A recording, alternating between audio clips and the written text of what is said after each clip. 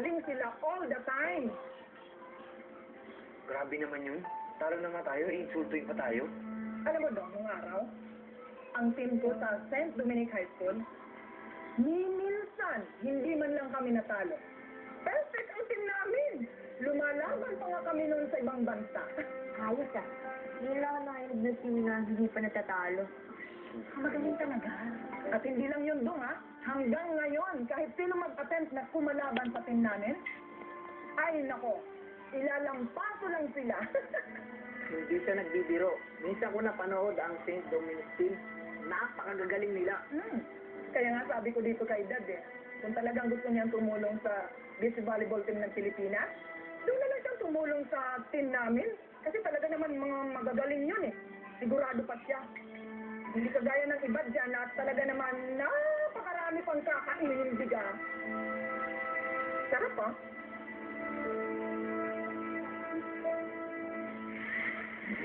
Dahil sa huling game nyo, masama ang kutob ko. Namimiligrong mawala ang sponsorship ni Mr. Sanchez sa team nyo. Sana mali ako. Siya pa naman ang pinakamalaking sponsor ng team nyo. Pero unfair naman po yata yun, nahuhusgahan lang po nila kami ng ganun. Dahil po sa isang palpak na game, wala na po kaming kwenta. Mas marami naman po kami na ipanalo, diba? Tama yun sa amin. Kaya patunayan natin, guys, na mali yung pagkakakilala nila sa inyo. May naisip kami yung paraan para makumbinsin yung mga Sanchez na deserving kayo ng sponsorship. Ilalaban namin guys sa pinagmamalaking team ni Mrs. Sanchez, ang Harpoons ng St. Dominic High School sa Boracay. Kailangan panalo natin ang game na to. Malakas ang influensya ni Mr. Sanchez sa iba nating sponsor. Kapag nag-withdraw ng sponsorship si Mr. Sanchez, baka yung iba nating sponsors magsuluran at hindi na tayo mawala ng pondo. Baka mapilitan ng school natin na i-dissolve ang volleyball club niyo. O narinig nyo yun, hindi lang sponsorship ng mga Sanchez na kataya dito. Yung pride din ng school natin. Paglalaban natin mismo yung volleyball team natin sa game na to, guys! Laban kami yan. Kung tingin nyo, marami pa kami bigas na kakainin. Eh, yung mga St. Dominic na yan, buhangin na kakainin.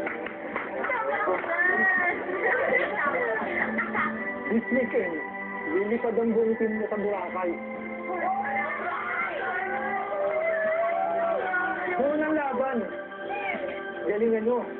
Itayo yung bandera ng San Martin High. Go, go, go, Sun Strikers! Go!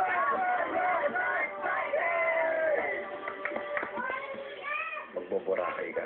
Eh, may youth fest tayo. Sino naman papunta? Thank you for setting your priorities straight. Bakit mo ko payagan? Kasi na walang magbabantay sa mga kapatid mo. Huwag ka na umiyak. Maulian ka na lang namin. Balita ko, marami doon magagandang sarong doon. Tommy, ano pa nangyari kay Daddy? Sakit pa ng katawan ko sa practice kanina. Saan banda? Saan dito? Alam naman namin na kanina nyo kami gustong lapitan. Ano ba?